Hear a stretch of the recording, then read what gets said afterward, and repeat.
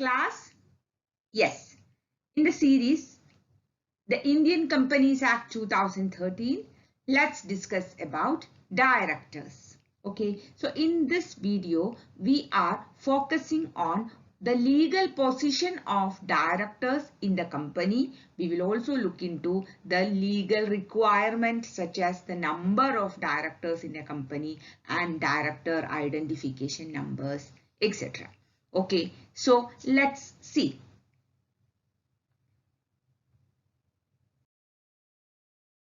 Yes. So this list or this table is showing the number of directors required in each type of company. Okay. Say for example, if it is OPC, what is OPC? One person company. Okay. In a one person company, as its name indicates, there can be only one member, and therefore there is requirement of one director. There will be one member and there will be one director. And there is no question of this maximum number because there is only one member and only one director possible. Okay, now let's see private company. In a private company, let me tell you, the minimum required number of members is 2, as you know, and maximum number of members is 200. Okay, and in such a private company, there should be minimum 2 directors and the maximum number of directors required is 15. Okay, as you can see in the table, public company, the number of members, minimum number of members is 7 and maximum is unlimited. In such a public company, the number of directors required, minimum is 3 and maximum is again 15. Okay, so this table clarifies the number of directors required in each type of companies. Is it clear? Okay, now we will go to the legal position of director in a company. Okay. Yeah. So let's see. A director is considered as an agent of the company. Okay. And sometimes a director is also considered as a trustee of the company.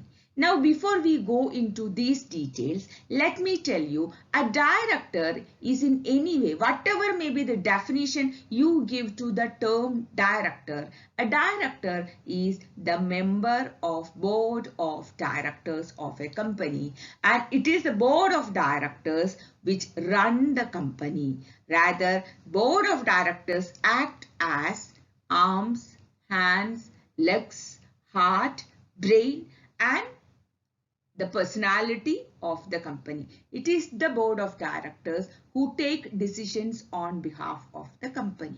Okay, so a director, being a member of the board of directors, sometimes acts on behalf of the company. Director can sign on behalf of the company. Director can enter into contract on behalf of the company. And therefore, it is rightly said that a director is an agent of the company. Like a letter addressed to the director can be considered as a letter addressed to the company. Okay, so in that sense, a director is an agent of the company. But at the same time, a director enjoys much more powers and privileges than that of an agent. Generally, an agent is appointed by the principal. But here, board of directors or the directors are appointed by the shareholders in the general meeting. Okay, and as I told you, a director enjoys much more powers and privileges and importance in the company than that of an agent. Okay, so even the director is doing or acting as an agent at times, he is much more important than an agent. Now let's see trustee. Okay, it is the general meeting it is the shareholders or the members or the owners of the company who are entrusting the job of running the company with the directors. So in that capacity, in that sense, we can say directors are trustee of the company. Directors are trustees of the company. Okay, it is a trusteeship. Okay, but at the same time, there are so many other powers which a director enjoys much more than a trustee. A trustee cannot own private property. A director can. Okay. And similarly, a trustee is formed for a particular person, for a particular beneficiary and for a particular job. But director's job and director's profile is much more varied and more powerful than that of a trustee. Okay. So, though director does something as a trustee, he is not only a trustee, much more than that. Okay, now let's see. A director acts as a partner. Rather, he acts as a managing partner. What is managing partner doing in a partnership firm? Yes, in a partnership firm, the managing partner is running the business on behalf of other partners. Isn't it? Yes. But, so in that sense, as managing partner is running the business on behalf of other partners, a director is also running the business of a company on behalf of shareholders. Okay, so that's correct. That comparison is correct. But at the same time, there are certain things which exist in a partnership, such as mutual agency, unlimited liability. These things are not there with a director. A director, though he acts as an agent of the company, he is not the agent of other directors. Okay, and moreover, the liability of a director in the general sense is limited. His liability is limited to the face value of those shares which are held by him. Okay, otherwise, whatever may be his liabilities, it is limited. It is not like a partner. Okay, so though director acts as a partner, he is not completely a partner. He is much more than that. People say a director does the job which is entrusted to him and he gets remunerated for that, and therefore a director is an employee of the company. Okay, to that extent it is true. A director does the job which is entrusted to him and he gets remuneration also. But at the same time, there is a difference. An employee is appointed by the company, whereas a director is appointed by the board of directors. No, director is appointed by the shareholders in the general meeting. Isn't it? So, he is not appointed by the company. Even though he is remunerated by the company, he is not appointed. Therefore, he cannot be called as an employee of the company. And moreover, a director's profile, his position, power, privileges, everything is much more than that of a normal employee. Okay, so he is not an employee, but he does act like an employee at times. So, people got fed up.